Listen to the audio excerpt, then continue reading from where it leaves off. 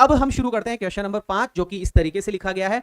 बहुत ही प्यारा क्वेश्चन है, जैसे मैं लिख कर दे रहा हूं एज इट इज कॉपी में उतारना और ऐसा का ऐसा ही एग्जाम में करके आना है। आइए सर शुरू करते हैं कि हाउ डिड एम हेमल पे ए ट्रिब्यूट, कि एम हेमल साहब ने ट्रिब्यूट दी। ट्रिब्यूट का मतलब श्रद्धांजलि अर्पण की, पे का मतलब भुगतान करना, मतलब देना, तो पे ए ट्रिब्यूट श्रद्धांजलि दी टू फ्रेंच लैंग्वेज, फ्रेंच भाषा को। 2024 में आया हुआ है कि कैसे आ सकता है ये क्वेश्चन कि कैसे एम हेमल साहब ने फ्रेंच भाषा को श्रद्धांजलि दी, मतलब फ्रेंच भाषा के लिए एम हेमल साहब ने क्या क्या कहा, बस ये क्वेश्चन पूछा जा रहा है। अथवा क्या है, व्हाट डिड मिस्टर हेमल से about French language, French language के बारे में मिस्टर हेमल ने क्या कहा, एम हेमल साहब ने क्या किया कहा। आइए तो सर सुनते हैं कि according to the last lesson, ऐसा ही लिखना है, according to the last lesson के अनुसार M Hemal is a great lover of his language, अपनी भाषा के ग्रेट लवर है ना, अपनी भाषा के ग्रेट लवर है। According to the last lesson के अनुसार M Hemal is a great lover of his language, अपनी भाषा के ग्रेट लवर है। ही सेज दैट, वो कहते हैं, अब वो क्या कहते हैं, ब्लैक पेन से 2 लाइनें लिखनी है, बहुत ही प्यारे तरीके से लाइन छोड़ छोड़कर अच्छा सुंदर लिखना है।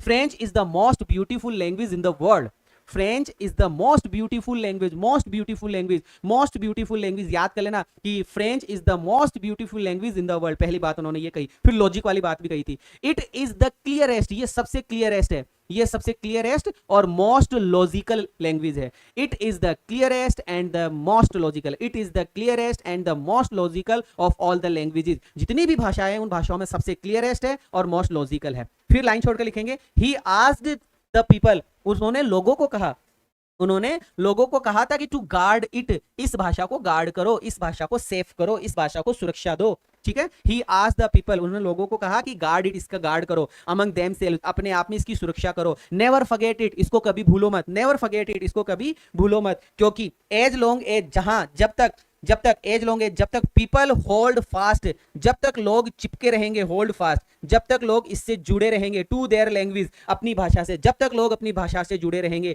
दे हैव द की, उनके पास में की रहेगी, उनके पास में चाबी रहेगी आजादी की। जब तक व्यक्ति अपनी भाषा से जुड़ा रहता है वो आजाद रहता है, वो क्या रहता है, वो आजाद रहता है। एज लॉन्ग एज, जब तक people hold fast to their language, अपनी भाषा से लगे रहते हैं, जुड़े रहते हैं, ज्वाइन रहते हैं, तो दे हैव द की, उनके पास में की रहती है, उनके पास में चाबी रहती है आजाद होने की। अतः हेंस, अतः दे मस्ट लव, अतः उनको मस्ट लव, लव करना चाहिए, रेस्पेक्ट करना चाहिए देयर ऑन लैंग्वेज, अपनी खुद की भाषा का, इसलिए उनको अपनी भाषा का मान और सम्मान करना चाहिए। आई थिंक आपको क्वेश्चन समझ में आया होगा। क्वेश्चन बस इतना सा पूछा जा रहा है, एम हेमल साहब ने फ्रेंच भाषा के बारे में क्या कहा, तो भैया ये कहा है उन्होंने। According to the last lesson के अनुसार M Hemal is a great lover, M Hamel great lover है अपनी भाषा के। ही सेज दैट, वो कहते हैं कि French is the most beautiful language in the world. दूसरी बात में क्या कहते हैं, it is the clearest and the most logical, clearest and the most logical of all languages, all languages के अंदर मोस्ट क्लियरेस्ट है, मतलब क्लियरेस्ट है और मोस्ट लॉजिकल है। ही आस्क्ड द पीपल, उसने लोगों को कहा कि टू गार्ड इट, इसका गार्ड करो, इसकी सुरक्षा करो, अमंग देम सेल्व्स, अपने आप में, एंड नेवर फॉरगेट इट, और इसको कभी भूलो मत। एज लॉन्ग एज, जब तक पीपल होल्ड फास्ट, जब तक लोग अपनी भाषा से चिपके रहेंगे, they have the key to freedom, उनके पास में आजादी की चाबी रहेगी। अतः दे मस्ट लव, उनको प्रेम करना चाहिए, सम्मान करना चाहिए अपनी खुद की भाषा का, अपनी खुद की भाषा का। उम्मीद करूंगा आपको क्वेश्चन नंबर 5 अच्छे से समझ में आया होगा। कमेंट करके आप जरूर से मुझे बताएंगे।